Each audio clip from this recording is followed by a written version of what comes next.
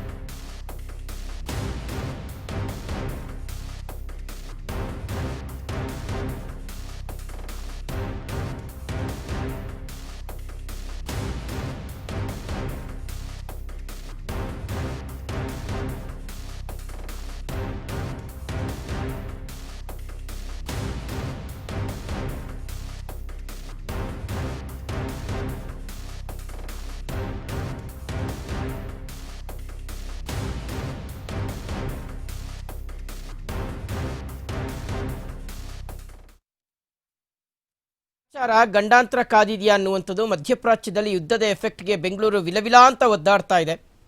ಬೆಂಗಳೂರಿನ ಬಡ ಜನರಿಗೂ ಸಹ ಮಹಾ ಗಂಡಾಂತರ ಕಾದಿದೆ ಅಂತ ಹೇಳಲಾಗ್ತಾ ಇದೆ. ಹೋಟೆಲ್ ಕಾರ್ಮಿಕರು, ಗಿಗ್ ಕಾರ್ಮಿಕರಿಗೆ ಸಂಕಷ್ಟ ಶುರುವಾಗಿದೆ.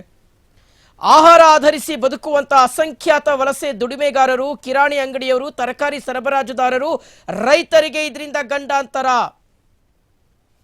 ಒಂದೇ ಒಂದು ಹೋಟೆಲ್ ನಡೆದಿಲ್ಲ ಅಂದ್ರೆ ವೀಕ್ಷಕರೇ, ಇವತ್ತು ಒಂದೇ ಒಂದು ಹೋಟೆಲ್ ಓಪನ್ ಆಗಿಲ್ಲ ಅಂದರೆ ಆ ಹೋಟೆಲ್ಗೆ ಆಹಾರವನ್ನು ತಿನ್ನಲಿಕ್ಕೆ ಬರುವಂಥ ಗ್ರಾಹಕರಿಂದ ಹಿಡಿದು ಆ ಹೋಟೆಲ್ನಲ್ಲಿ ಕೆಲಸ ಮಾಡ್ತಾ ಇರ್ತಕ್ಕಂಥ ಸಿಬ್ಬಂದಿಗಳವರೆಗೂ ಸಹ